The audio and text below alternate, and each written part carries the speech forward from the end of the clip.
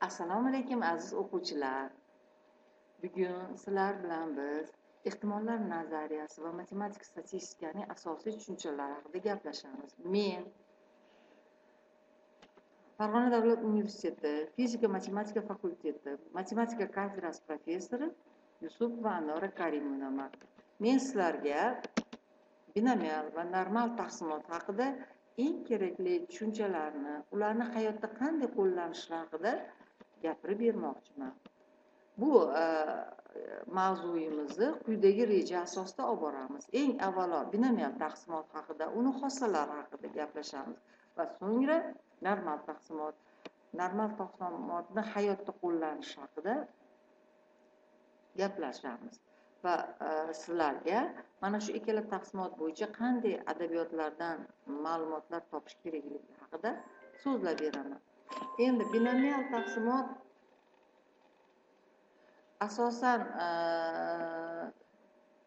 qayerlarda uchraydi va bu qaysi nimaga kerak degan savollarga binomial taqsimot ehtimollar nazariyasi va matematik statistikaning eng muhim tushunchalaridan biridir.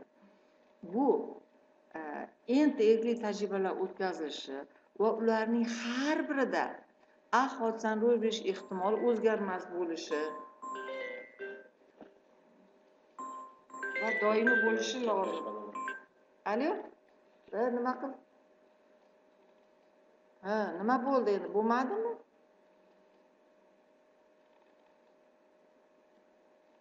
Bo'pti-da. Bo'pti, men ba'dan harakat qilib ko'raman. O'shanda ham bir kun qoladi xolos. Mayli, ertaga bir urinib. Hozir urinaman, kirib ko'raman. Bo'lsa ertaga.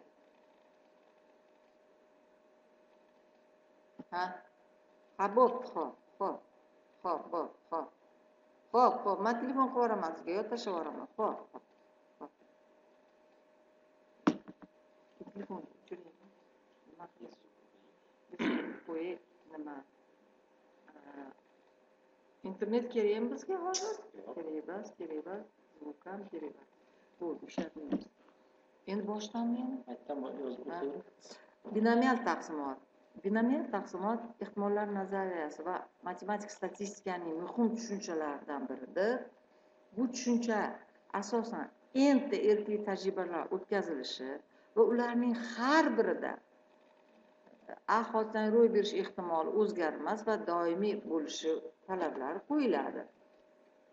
Binomial taqsimotni ta'rifini beramiz va uning asosiy xossalariga to'xtalamiz. Binomial taqsimot bilan ishlash uchun ikkita natija bo'lishi shart. Ya'ni har bitta hodisada yo a hodisa ro'y berish kerak, yo a hodisa ro'y bermasligi kerak. Va ikkinchi asosiy sharti sinovlar va tajribalar o'zaro erkli, bir-biriga bog'liq bo'lmasligi,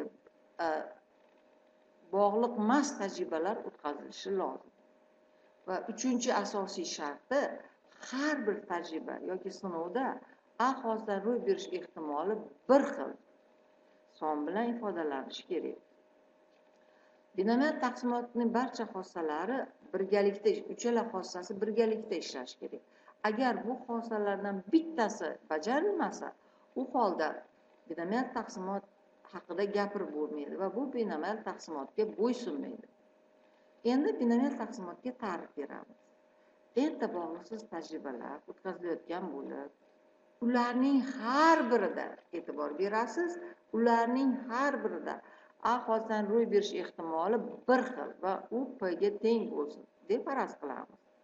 U holda enta bog'liqsiz yoki erkli tajribalarda a hodisaning rosa k marta ro'y berish ehtimoli PNK orqali belgilaymiz va PNK kombinatsiya n elementdan kattadan p darajasi k, qovus ochamiz 1 minus p ni n minus k formula bilan topiladi. Mana shu formulani va bu taqsimotni binomial taqsimot deb atalishiga sabab, siz bilasizki, Newton binomidagi qo'shiluvchilarning umumiy formulasiga o'xshaganligi uchun bu taqsimotni binomial taqsimot deb ataladi. Bu formulani ijod etgan, topgan olim Bernoulli, Jacques Bernoulli deyiladi va u Bernoullilar sulolasiga oid bo'lgan shvetsariyalik olim Yakov Bernoulli kashf etilgan. Shuning uchun bu formulani oti Yakov Bernoulli sharafiga Bernoulli formulasi deb ataladi. Mana yana bir marta Bernoulli formulasini kombinatsiya n elementdan katadan o'rniga sizlar kombinatorika elementlari o'tganlaringda bilasizlar. N elementidan katadan guruhlashlar soni n faktorial taqsim k faktorial qo'shamiz n minus k faktorial bilan hisoblash mumkin bo'lganligi uchun bu Bernoulli formulasini ikkinchi shaklini yozib qo'ydik. Endi mana shu Bernoulli formulasini tatbiqlariga doir masalalarga to'xtalamiz. Tanga 8 marta tashlangan bo'lsin. Gerbiy tomon rosa 3 marta tushish ehtimolligini topish talab qilingan bo'lsin. Mana ko'rib turganingizdek, bu yerda tangani 100 marta tashlasak ham gerbiy tomon tushishi ehtimoli tangada 2 tomon bo'lgani uchun 1/2 doimiy bo'ladi va tangani tashlashlardagi sinovlar bir-biriga bog'liq bo'lmaydi. Demak, bu Bernoulli shartlarini qanoatlantiryapti. Shuning uchun Bernoulli teoremasini, ya'ni Bernoulli formulasini qo'llashimiz mumkin. Tanga 8 marta tashlangani uchun tajribalar soni n 8 ga teng. Gerbiy tomon rosa 3 marta tushish ehtimolligini topayotganimiz uchun k 3 ga teng. P, ya'ni 1 marta tanga tashlaganimizda uni gerbiy tomon tushish ehtimolligi yarimga teng. Va Q, ya'ni gerbiy tomon tushmaslik ehtimoli ham 1 minus P yarimga teng bo'ladi. Topilgan mana shu ifodalarni Bernoulli formulasiga qo'yamiz. Demak, n o'rniga 8 qo'ysak 8 faktorial, k o'rniga 3 qo'yamiz 3 faktorial va n minus k ni yozamiz. P darajasi, ya'ni 0,5 kubi, 1 minus P 0,5 8 minus 3 darajalari bo'ldi. Mana bu hisoblashni soddalashtirish uchun 8 faktorialni o'rniga 5 faktorial ko'paytiramiz 6, ko'paytiramiz 7, ko'paytiramiz 8 deb oldik. Nima uchun? Surat va maxrajdagi 5 faktoriallarni qisqartirib yuboramiz va 0,5 ni kubi va 0,5 ni 5 darajalarini hisob kitoblarni bajarganimizda, ya'ni 6, 7, 8 sonlar ko'paytmasini, ya'ni 3 faktorialga, ya'ni 6 ga bo'lamiz. Ya'ni 56 ni 0,1000dan 125 ga va 0,1000dan 3125 ga ko'paytirganimizda 0,100,000dan 21875 ga teng bo'ldi. Demak, bu ehtimollik juda katta emas. Lekin shunga qaramasdan biz uni aniq hisobini berdik. Keyingi masala, ikkinchi masala. Shashqal toshi 5 marta tashlandi. 6 ochko rosa 2 marta tushish ehtimolligini toping deyapti. Mana ko'rib turganingizdek, bu shashqal toshini 5 marta tashlaganimizda ham har bitta tajriba erkli bo'ladi va har birida 6 ochko tushish ehtimolligi tajribadan tajribaga o'zgarmaydi. Demak, buni ham tajribalar o'zaro erkli, tajribani har birida ahvozdan ro'y berish ehtimoli doimiy bo'lgani uchun Bernoulli formulasiga qo'llay olamiz. N bizda 5 ga teng, K 2 ga teng va bitta shashqal toshni 1 marta tashlaganimizda 6 ochko tushish ehtimoli 1/5 ga teng va 6 ochko tushmaslik ehtimoli esa 5/6 ga teng bo'ladi. Ularni Bernoulli formulasiga qo'yib, P 5 dan 2, ya'ni 5 marta tashlanganda rosa 2 martasida 6 ochko tushish hodisasi ehtimoli Bernoulli formulasiga qo'ydik va natijada taxminan 0,16 javobni oldik. Mana bu yerda hisob kitoblar ham sizlarga ma'lum hisob kitoblar, ya'ni 5 faktorialni o'rniga 3 faktorial ko'paytirilgan 4 kara 5 yozib oldik. Maqsadimiz 3 faktoriallarni qisqartirish. 4 kara 5 ni 20 ni 2 ga bo'ldik, 10 chiqdi. va mana bu 5 taqsim 6dagi 5 ni kubi 125 bo'lgani uchun bu suratga yozildi. Demak, 10 ni 125 ga ko'paytirib 36 va 216 larga bo'lganimizda javobimiz 0 taxminan 116 chiqdi. Ya'ni shashqal toshim rosa 5 marta tashlanganimizda 6 ochko rosa 2 marta tushishi ehtimolligi 0,16 ga teng ekan. Demak,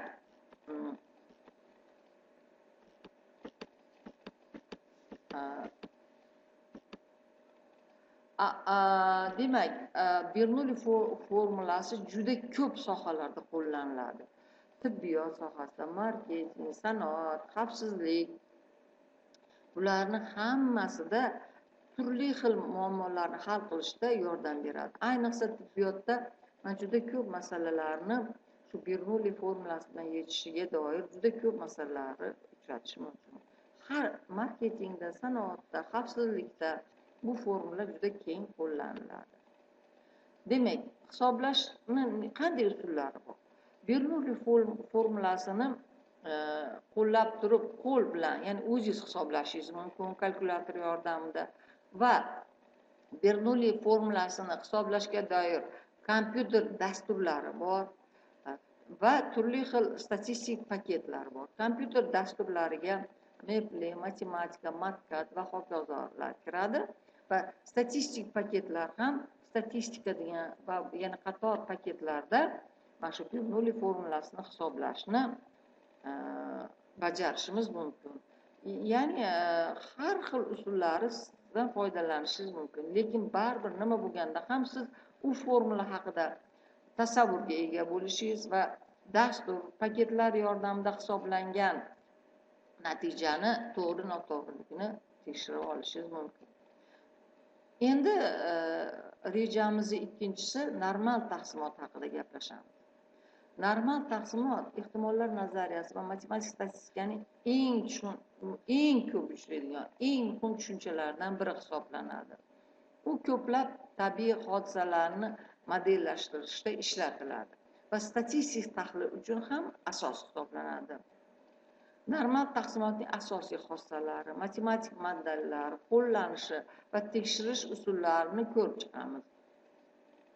Mana bu rasmda ko'rib turganingizdek, mana normal taqsimotni egri chizig'i mana bunday parabolaga o'xshab ketadi. Ko'rib turganingizdek, mana inson tug'ilgandan keyin uni sog'lig'i avval pastroq bo'ladi, keyin yaxshilanib ma'lum bir darajaga cho'qqiga chiqqandan keyin yana pasayishni boshlaydi.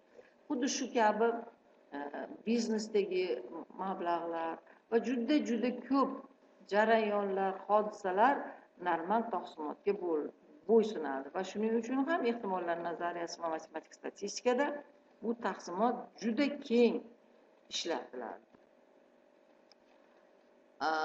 Normal taqsimotni grafik ko'rinishini ko'rib turibsiz. Mana o'tgan nimada u markazga nisbatan simmetrik bo'ladi va normal taqsimotni asosiy xossalaridan biri normal taqsimot o'rtacha qiymati, medianasi, modasi bir xil nuqtada bo'ladi. Agar bu normal taqsimot simmetrik bo'lsa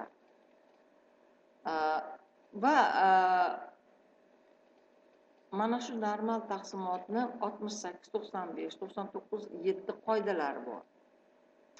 Ma'lumotlarning 68% o'rtacha qiymatdan bir standart cheklanish ichida, 95% ikki standart cheklanish ichida va 99,7% 3 standart cheklanish ichiga joylashgan bo'ladi. Mana rasmda ham o'shalari belgilab qo'yganmiz. Normal taqsimotning bu xususiyatlari uni statistik tahlil uchun juda qulay qilgan. Simmetriklik va markaziy tendensiyaning bir xilligi ma'lumotlarni integratsiya qilishga osonlashtiradi. Qiyalarning 68, 95, 99 va 7 qoidasi esa ma'lumotlarni qayta ishlash, ularning tarqalishini, mana shu ma'lumotlarning tarqalishini baholashga yordam beradi. normal taqsimotning matematik modeli yoki formulasi Gauss formulasi deb ham ataladi. Mana ko'rib turganingizdek, Gauss formulasida, ya'ni normal taqsimotning taqsimot zichligini fx bilan belgilasak, fx teng bo'ladi 1 taqsim mahrajda sigma, ilzosda 2pi ko'paytirilgan y darajasi minus qavs ichida x minus myuni kvadrati bo'lingan 2 sigma kvadrat ko'rinishda bo'ladi. Bu yerda myu normal taqsimotning o'rta qiymati, sigma o'rtacha kvadratik chetlanishni ifodalaydi. Sizlar hammalaring bilasizlar, mana shu formulada ishlatilayotgan pi irratsional son 3,14 va hokazo va y ham ikkinchi irratsional son bo'lib 2,71 828 va hokazo qiymatlarga ega bo'lishi mumkin. Ya'ni normal taqsimotning taqsimot zichligi formulasi yuqoridagi kabi bo'ladi. Agar normal taqsimotning matematik modelida yoki Gauss formulasida myuni, ya'ni o'rtacha qiymatni 0 deb, standart cheklanish sigmani 1 deb olsak, standart normal taqsimot deb ataladigan taqsimot hosil bo'ladi. Mana bu taqsimotni hisoblash va qolgan turli xil modellarni solishtirish juda qulay bo'ladi.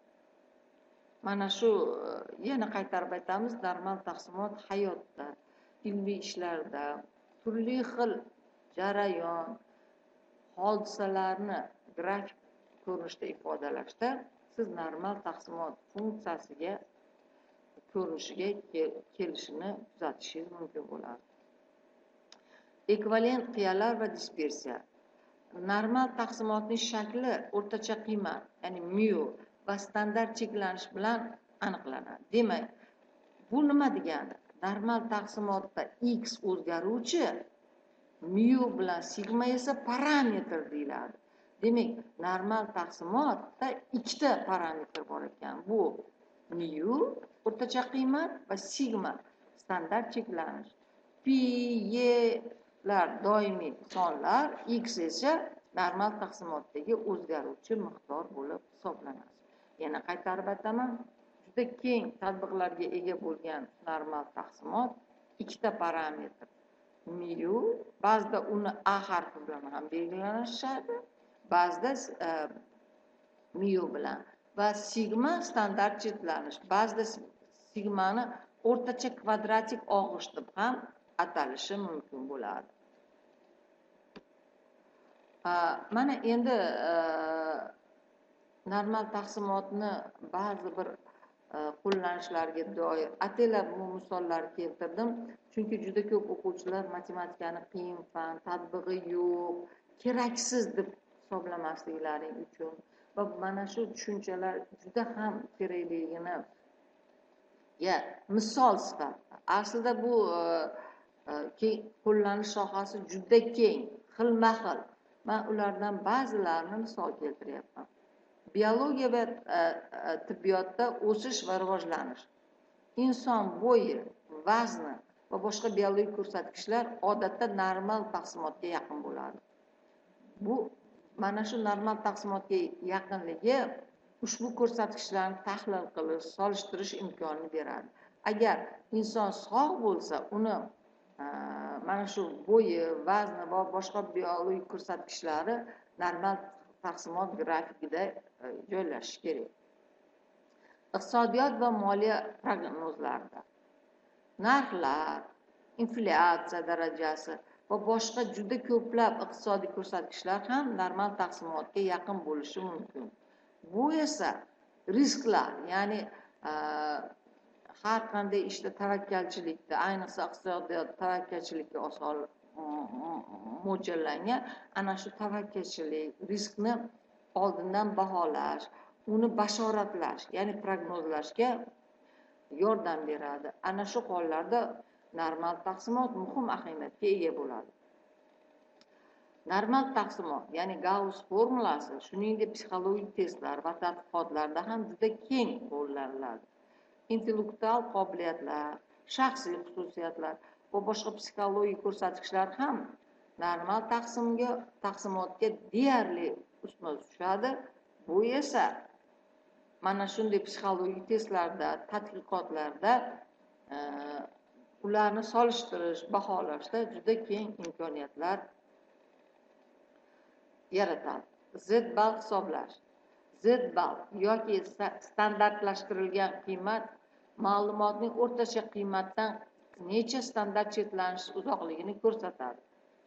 U quyidagicha hisoblanadi. Z barobar x dan mu o'rtachani qiymatda ayirib turib, uni o'rtacha kvadratik og'ishga bo'lamiz. Mana shu z-ball yordamida turli normal taqsimotlardagi ma'lumotlarni solishtirish mumkin. Yana qayta aytaman, normal taqsimotda ikkita parametr bor: mu o'rtacha qiymat va sigma o'rtacha kvadratik og'ish. Mana shu ikkita parametrni turli xil bo'lishiga qarab turib, normal taqsimotlar ham turlicha ko'rinishga ega bo'ladi. Ikkita standart chetlanish chegarasi. Standart normal taqsimotda ma'lumotlarning taxminan 95% -2 dan +2 gacha bo'lgan z-ball oralig'iga joylashgan. Bu chegara gipotezani tekshirish, ya'ni gipotezaga deganimizda qandaydir bashorat qilish, qandaydir g'oyani ilgari surishni ko'zda tutamiz. Mana shu gipotezani tekshirish va statistik ahamiyatlimi, muhim ahamiyatga ega yoki ega emasligini ko'rsatishda muhim ahamiyatga ega bo'ladi. Endi normal taqsimotni mana shu olgan natijalarimiz, biz o'rganayotgan jarayon yoki hodisalar normal taqsimotga bo'ysunish yoki bo'ysunmasligini tekshirish uchun quyidagi usullardan foydalanish mumkin. Birinchi, grafik usullar. Ya'ni o'sha jarayon yoki hodisadagi x va y o'zgaruvchilarni grafik ko'rinishda ifodalasak, uni grafigi normal taqsimotning grafigiga yaqin bo'lishi kerak. Ikkinchi usul gistogramma usuli. Ya'ni gistogrammada ma'lumotlarning taqsimotlarini vizual ko'rinishda ifodalab turib, uni normal taqsimotni vizual ko'rinishi bilan taqqoslashimiz kerak. Shapiro-Wilk testi. Mana Shapiro-Wilk testi statistik test bo'lib, ma'lumotlarning normal taqsimotga mos yoki mos emasligini bevosita statistik test yordamida aniqlab beradi. Ma'lumotlarning kvantillarini nazariy normal taqsimot kvantillari bilan solishtirish uchun grafik usuldan ham qo'llaniladi. Agar ma'lumotlar normal taqsimotga mos bo'lsa, nuqtalar to'g'ri chiziq bo'ylab joylashadi. Demak, mana bu pilot usulida endi normal taqsimot o'rniga to'g'ri chiziq bo'ylab joylashishini tekshirishimiz mumkin bo'ladi. Endi birinchi va ikkinchi tur yoki tip xatolar ham bo'ladi. Demak, birinchi va ikkinchi tur xatolarda, birinchi tur xatoligida bizni qilgan bashoratimiz noto'g'ri va haqiqatdan noto'g'ri va nollinchi gipoteza rad etiladi. Ikkinchi tur xato beta deb ataladi. Haqiqatda to'g'ri bo'lgan nol gipoteza rad eta olmaymiz. Mana bu konfidensial intervallar deyilganda o'rtacha qiymatning haqiqiy qiymati ma'lum bir ehtimoliy bilan joylashgan oraliqni ko'rsatishdan iborat bo'ladi. Bu oraliq yoki interval konfidensial interval deb aytiladi. Statistik ahamiyatlilik esa ehtimollik p qiymat.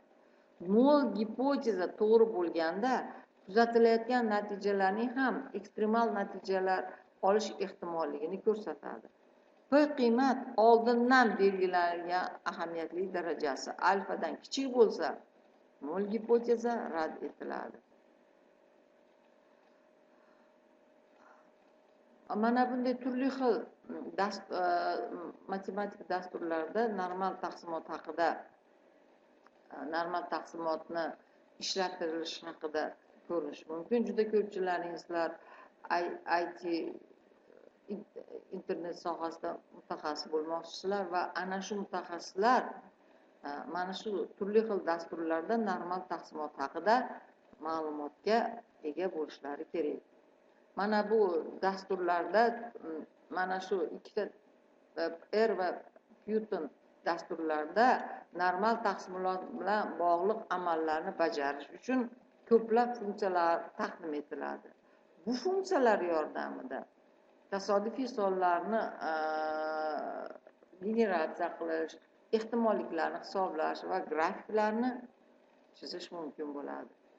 Normal taqsimot yordamida turli xil hodisalarni simulyatsiya qilish va prognozlash, ya'ni bashoratlash mumkin bo'ladi.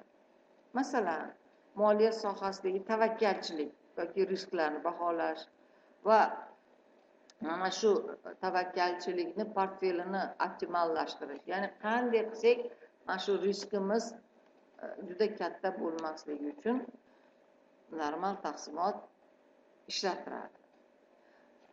Aholini yoshi, bo'yi, vazni kabi demografik tadqiqotlarda ham normal taqsimot ishlatiladi. Ishlab chiqarish sifatini nazorat qilishda, tabiatdagi normal taqsimotni ham o'rganish mumkin. O'simlik va hayvonlarning o'lchamlari, og'irliklari va boshqa biologik ko'rsatkichlarni ham normal taqsimot bo'yicha tekshirish imkoni bor. Normal taqsimot statistikani muhim, eng ko'p ishlatiladigan taqsimotlardan bo'lib, bu normal taqsimotni matematik modeli yoki formulasi yordamida turli xil jarayonlar, hodisalarni tahlil qilish, ularni bashoratlash mumkin bo'ladi. Mana shu kompyuter texnologiyalari rivojlanishi bilan normal taqsimotga asoslashgan modellashtirish va simulyatsiyalash yanada keng qo'llanilmoqda.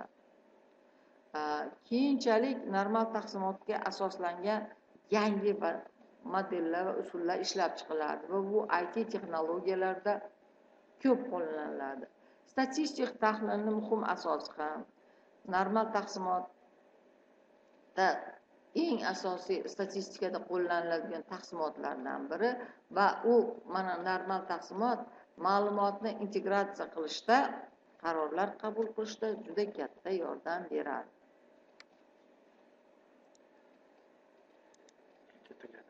Tugadi. 27